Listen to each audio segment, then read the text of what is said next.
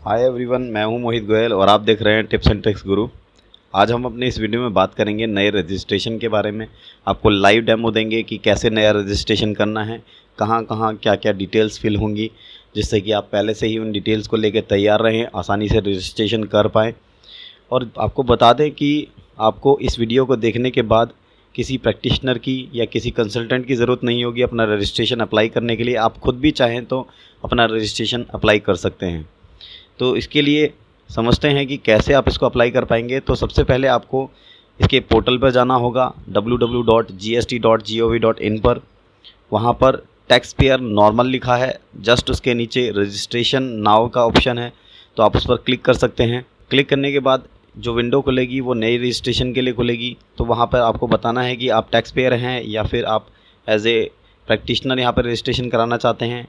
यहाँ पर उसका स्टेट डल जाएगा, डिस्ट्रिक्ट डल जाएगा, फिर पैन नंबर पे जो नाम लिखा है वो नाम यहाँ पे मेंशन होगा, पैन नंबर मेंशन होगा। दोनों ही मैच करते होने चाहिए आपके पैन के डेटा से, अदरवाइज़ ये आपको रजिस्ट्रेशन अलाउ नहीं करेगा। तो बिल्कुल वैसे ही नाम लिखें, वैसे ही पैन नंबर के ऊपर जो नाम लिखा है वही नाम यहाँ पर होना चाहिए।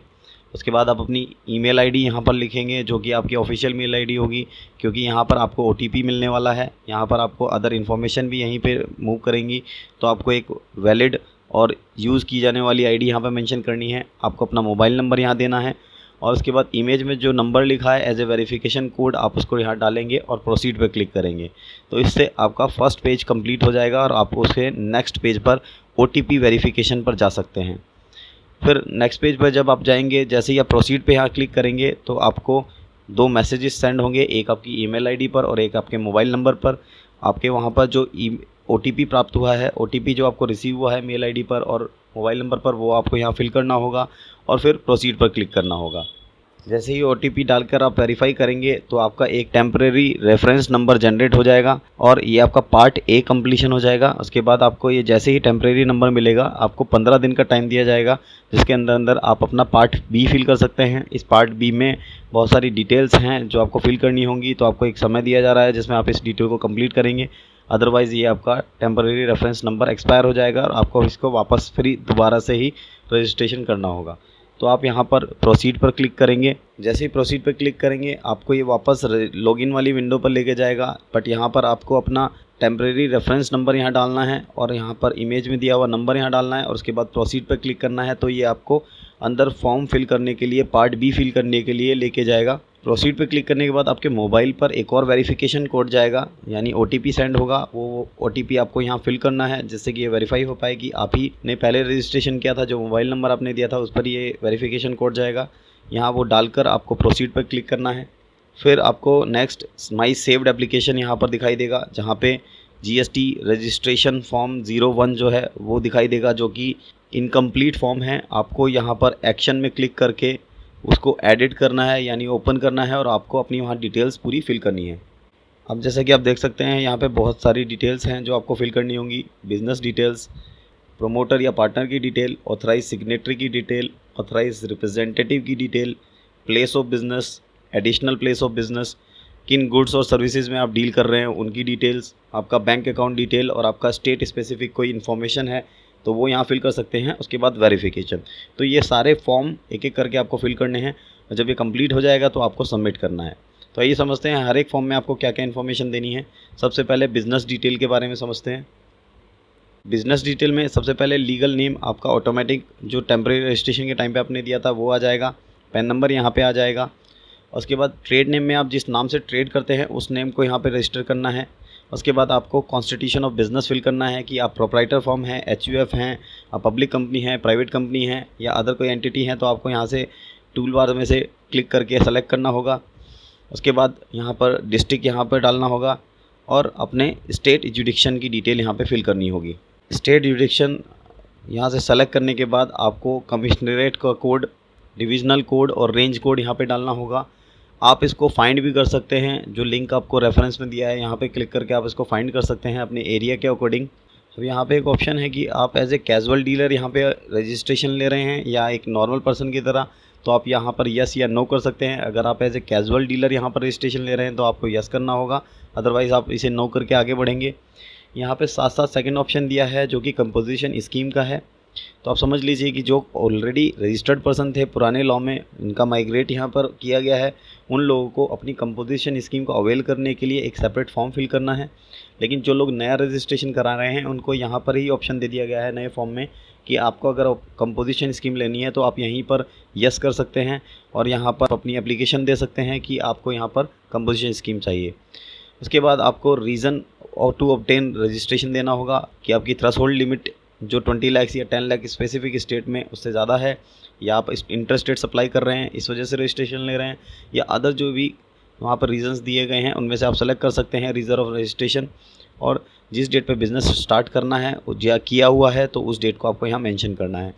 उसके साथ साथ नेक्स्ट इंडिकेट एग्जिस्टिंग रजिस्ट्रेशन, यहाँ पे आपको अपने एग्जिस्टिंग रजिस्ट्रेशन के बारे में डिटेल शो करनी होगी कि आपके पास जो भी एग्जिस्टिंग रजिस्ट्रेशन है आपको वहाँ पे शो करना होगा। जैसे कि एक एग्जांपल है कि शॉप लाइसेंस आपके पास है तो आपको वो शो करना होगा, FSAI का कोई रजिस्ट्रेशन है तो आपको वो शो करना होगा, एंटी टैक्स रजिस्ट्रेशन नंबर है, सर्विस टैक्स रजिस्ट्रेशन नंबर है, सेंट्रल एक्साइज रजिस्ट्रेशन है, किसी भी तरह का कोई रजिस्ट्रेशन है तो वो आपको यहाँ पर मेंशन करना होगा, रजिस्ट्रेशन नंबर देना होगा, डेट देनी होगी और एक एक करके ऐड करते जाएंगे। जितने भी रजिस्ट्रेशन है आपको एक एक करके ऐड करना है और आपको सेव एंड कंटिन्यू पे क्लिक करके आगे बढ़ जाना है।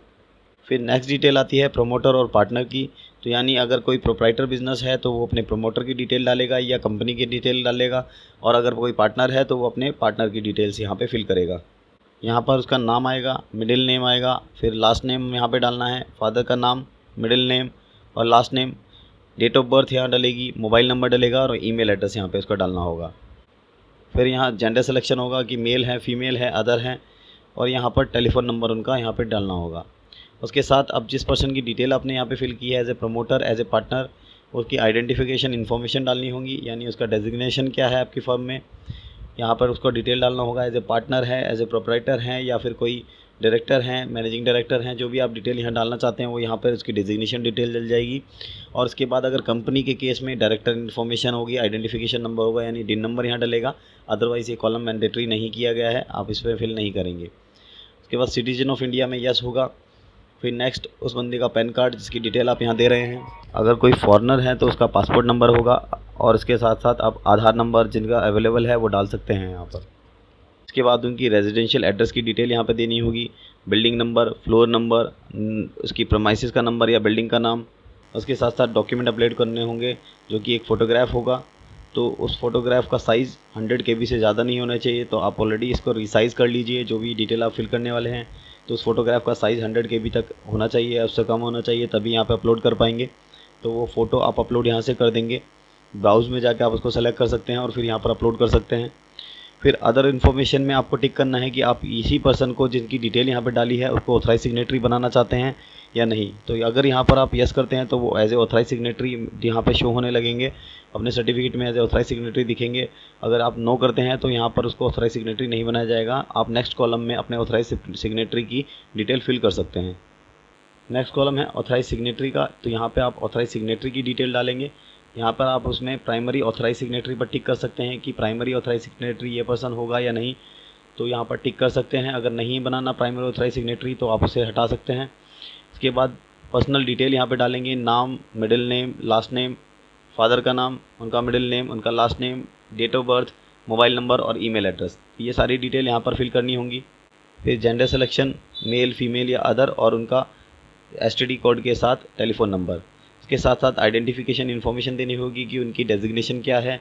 आइडेंटिफिकेशन नंबर अगर वो कंपनी है तो वहाँ पर DIN नंबर होगा।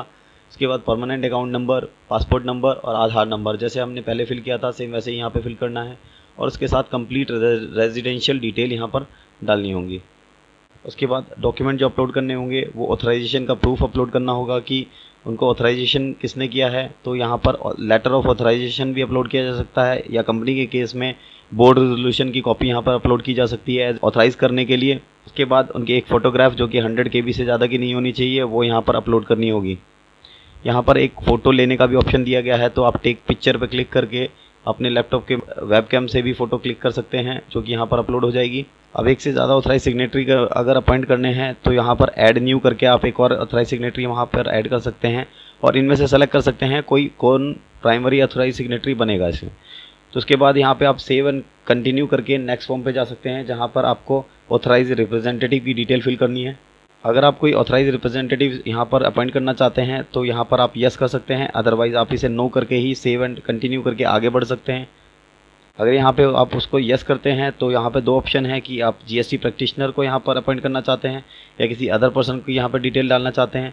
अगर आप जीएसटी प्रैक्टिशनर को यहाँ सेलेक्ट करते हैं तो उसका एक एनरोलमेंट नंबर होगा जो आप यहाँ डालकर उसे सर्च कर सकते हैं और उसके साथ उसकी डिटेल ऑटो फिल हो जाएंगी, क्योंकि जीएसटी प्रैक्टिशनर ने जीएसटी रजिस्ट्रेशन अपना कराया है तो उसकी डिटेल सारी ऑलरेडी डेटाबेस में मौजूद हैं, तो वहाँ से ये डिटेल ऑटो पिक हो जाएंगी। अगर आप अदर टिक करते हैं तो आपको वहाँ पर डिटेल अलग से फिल करनी होगी। अब आप नेक्स्ट विंडो पे आएंगे तो वहाँ पर दिखेगा प्लेस ऑफ बिज़नेस, जो होगा आपका प्रिंसिपल प्लेस ऑफ बिज़नेस है, उसका एड्रेस आपको यहाँ डालना होगा। वहाँ पर डिस्ट्रिक्ट सेलेक्ट करना होगा, पिन कोड सेलेक्ट करना होगा। उसके बाद कॉन्टैक्ट इन्फॉर्मेशन में आपको ईमेल आईडी, एसटीडी कोड के साथ लैंडलाइन नंबर और उसके साथ मोबाइल नंबर यहाँ डालना होगा। अगर कोई फैक्स नंबर वहाँ का है तो आप फैक्स नंबर यहाँ पर मेंशन करेंगे। फिर आपको यहाँ पर nature of possession of premises, यानी जहाँ पर प्रिंसिपल प्लेस ऑफ बिज़नेस आप दिखा रहे हैं वहाँ पर उसका नेचर क्या है, आपका खुद का प्रीमाइसेस है या फिर लीज पे लिया हुआ है, रेंटेड है, शेयर्ड है या अदर है, इस टाइप की इन्फॉर्मेशन आपको यहाँ सेलेक्ट करनी होगी। और उसी के लिए सपोर्टिंग एज डॉक्यूमेंट आपको यहाँ फिल करना होगा। जैसे अगर रेंटेड है तो आपको रेंट एग्रीमेंट की कॉपी लगानी होगी, और अगर आपका ऑन प्रीमाइसेस है तो उसकी बेनामी की कॉपी या उसकी रजिस्ट्री की कॉपी यहाँ पर अटैच करनी होगी। और अगर यहाँ पर किसी का रिलेटिव के साथ आप शेयर करके काम कर रहे हैं तो वहाँ पर उनकी कंसेंट लेटर आपको, नो ऑब्जेक्शन लेटर आपको यहाँ पर ऐड करना होगा। नेक्स्ट आपको नेचर ऑफ बिज़नेस एक्टिविटी यहाँ सेलेक्ट करनी है कि आप कौन कौन सा काम इस बिज़नेस के अंदर करने वाले हैं। जैसे कि आप रिटेल बिज़नेस करना चाहते हैं, वर्क कॉन्ट्रैक्ट का काम करना चाहते हैं, आपका सेल्स ऑफिस है यहाँ पर, या आप वेयर हाउसिंग का काम करना चाहते हैं, सप्लाई ऑफ सर्विस करना चाहते हैं, तो आप मल्टीपल सिलेक्शन यहाँ पर आप कर सकते हैं। तो जो काम आपको करना है आप अपने लिस्ट आउट कर लीजिए, उसमें सेलेक्ट कर लीजिए। उसके साथ आपको एक ऑप्शन नीचे दिया जा रहा है जहाँ पर आप एडिशनल प्लेस को ऐड कर सकते हैं। जैसा कि आपको पता है कि जीएसटी में एक स्टेट में एक ही रजिस्ट्रेशन चलेगा, तो आपके अदर बिजनेसेस जहाँ पर हैं उनको यहाँ पर आप as a additional place of business select कर सकते हैं। तो अगर आप कोई एडिशनल प्लेस या एडिशनल ब्रांच आपकी इस विद इन स्टेट है तो आप उसको यहाँ पर यस करके चलेंगे और अगले कॉलम में आप उसकी पूरी डिटेल फिल करेंगे। अगर आपका कोई एडिशनल प्लेस ऑफ बिज़नेस नहीं है तो आप यहाँ पर नो करके आगे मूव कर जाएंगे। एडिशनल प्लेस की डिटेल डालने के बाद आपको वहाँ पे गुड्स और सर्विसेज का सिलेक्शन करना होगा। जिन गुड्स में, जिन सर्विसेज में आप डील कर रहे हैं उनका HSN कोड गुड्स के केस में, और सर्विस के केस में आपको SAC कोड सेलेक्ट करना होगा। तो यहाँ पर आप अपने आइटम्स को सर्च कर सकते हैं। अगर आपको टैरिफ हेडिंग पता है तो आप यहाँ पर डाल सकते हैं और उससे आपका आइटम सर्च हो जाएगा, आप उसे ऐड कर सकते हैं। इसी के साथ ऐसे ही कोई अदर आइटम जो भी आप सेलेक्ट करना चाहें उसका टैरिफ हेडिंग नंबर से डालकर आप उसे सर्च कर सकते हैं और यहाँ पर ऐड कर सकते हैं। तो जो भी आप बिज़नेस करते हैं उसकी टॉप 5 कमोडिटीज़ की डिटेल आपको यहाँ फिल करनी होगी। सारी कमोडिटीज़ आप मेंशन ना भी करें यहाँ पर, लेकिन टॉप 5 आपको यहाँ पर डालनी है। और यहाँ पे आप डिलीट भी कर सकते हैं और ऐड भी कर सकते हैं। तो इस तरह से आप उसको डिलीट या ऐड कर सकते हैं। साथ में सर्विसेज की डिटेल भी आप डाल सकते हैं। तो सर्विसेज में जाके आपको SAC कोड के थ्रू ये सेलेक्ट करना होगा कि कौन कौन सी सर्विसेज आप देना चाहते हैं, और वहाँ पर भी टॉप 5 सर्विसेज की आपकी डिटेल यहाँ पर ऐड करनी होगी। अब सेव करके आप इसमें आगे चले जाएंगे और आगे जाने के बाद आपको यहाँ पर बैंक डिटेल फिल करनी होगी। अगर आपके पास एक बैंक डिटेल है, एक बैंक है तो वहाँ पर एक डल जाएगा, और आपके पास मल्टीपल बैंक अकाउंट्स हैं तो आप मल्टीपल बैंक अकाउंट्स यहाँ डाल सकते हैं। टोटल यहाँ पर 2 डिजिट तक अलाउ किया गया है, यानी आप 99 तक इसमें अलाउ कर सकते हैं, ऐड कर सकते हैं। तो जितने भी बैंक अकाउंट है आप यहाँ पर ऐड कर सकते हैं। यहाँ पर बैंक अकाउंट नंबर आ जाएगा, बैंक अकाउंट का टाइप आ जाएगा, करंट अकाउंट है, सेविंग अकाउंट है, कैश क्रेडिट अकाउंट है या अदर है। इसके बाद IFSC कोड यहाँ से ले सकते हैं, या फिर आप सेलेक्ट करके यहाँ से चेक कर सकते हैं कि आपकी ब्रांच का IFSC कोड क्या है। उसके साथ proof of detail of bank account, उसमें आप डाल सकते हैं कि आपके पास पासबुक के फर्स्ट पेज की कॉपी है, बैंक स्टेटमेंट की कॉपी है, या फिर आपके पास कैंसिल चेक की कॉपी है, तो आप वहाँ पर डिटेल सबमिट कर सकते हैं, उसको अटैच कर सकते हैं एज ए बैंक अकाउंट का प्रूफ। फिर वहाँ पर आप उसको सेव करके कंटिन्यू करके आगे बढ़ जाएंगे। उसके बाद आपकी जो स्टेट स्पेसिफिक डिटेल्स हैं, यानी professional tax employ code number और professional tax registration certificate number, state excise licence अगर कोई है तो ये स्टेट स्पेसिफिक इन्फॉर्मेशन है। जहाँ जहाँ स्पेसिफिकली ये इन्फॉर्मेशन होती हैं वहाँ पर आप फिल करेंगे, अदरवाइज़ आप इसको ब्लैंक करके ही आगे बढ़ जाएंगे और इसको सेव करके कंटिन्यू आगे चलेंगे। फिर लास्ट पेज पर आप आ जाएंगे इस तरह से, जो कि है वेरिफिकेशन का। यहाँ पे आपको अपने टोटल फॉर्म्स में जो डिटेल फिल की हैं उसको वेरीफाई करना होगा। एक ओथ लेनी होगी कि I verified that details these are correct. तो यहाँ आप वेरिफिकेशन पर क्लिक करेंगे और यहाँ पर आप टिक करेंगे वेरिफिकेशन पर और डेजिग्नेशन जो पर्सन ये वेरीफाई कर रहा है उसको सेलेक्ट करेंगे। जो भी आपने ऑथराइज सिग्नेटरी की डिटेल अंदर डाली थी उसमें से किसी एक पर्सन को आप डिटेल को सेलेक्ट कर सकते हैं, प्लेस सेलेक्ट कर सकते हैं, उसका डेजिग्नेशन ऑटोमेटिक आ जाएगा जो आपने फिल किया था और डेट। उसके साथ आप इसको सबमिट कर सकते हैं विद ई सिग्नेचर और ईवीसी के थ्रू। यानी आपको 3 ऑप्शन दिए गए हैं, इसके थ्रू आप उसमें अपनी डिटेल वेरीफाई कर सकते हैं और यहाँ पर वेरीफाई करने के बाद एक एक्नॉलेजमेंट नंबर जनरेट होगा जो कि GST REG 02 फॉर्मेट में होगा। उसके बाद आपको एक नोटिस दिया जा सकता है अगर आपकी जो इन्फॉर्मेशन आपने फर्निश की है उसमें कोई क्लैरिफिकेशन चाहिए ऑफिसर को, तो आपको एक नोटिस GST REG 03 में इशू किया जाएगा जिसका रिप्लाई आप GST REG 04 में सबमिट करेंगे। और ये रिप्लाई सबमिट होने के बाद ऑफिसर अगर सेटिस्फाई होता है तो आपको GST REG 06 में रजिस्ट्रेशन सर्टिफिकेट इशू कर दिया जाएगा। जो रिप्लाई उन्होंने मांगे हैं, जो क्लेरिफिकेशन डिपार्टमेंट ने मांगे हैं, उसको सबमिट नहीं करते हैं टाइम से तो भी वो आपके एप्लीकेशन को रिजेक्ट कर सकता है और रिजेक्शन का ऑर्डर आपका GST REG 05 में फाइल करेगा। ये ऑर्डर्स आपको आपके ऑनलाइन पोर्टल में भी अवेलेबल होंगे, आप वहाँ से इसको डाउनलोड कर सकते हैं। तो दोस्तों ये था टोटल प्रोसेस। नए पर्सन जो रजिस्ट्रेशन अप्लाई करना चाहते हैं वो उस पूरे वीडियो के थ्रू अपना रजिस्ट्रेशन खुद अप्लाई कर सकते हैं। तो दोस्तों इसी तरह के और भी यूज़फुल वीडियोस के लिए आप हमसे जुड़े रहिए। आप अपनी रिक्वायरमेंट हमें भेज सकते हैं, आप हमारे कमेंट बॉक्स में डाल सकते हैं कि आपको क्या समझना है, किस सब्जेक्ट पर आप वीडियो चाहते हैं। मोर अपडेट्स के लिए आप देखते रहिए टिप्स एंड ट्रिक्स गुरु।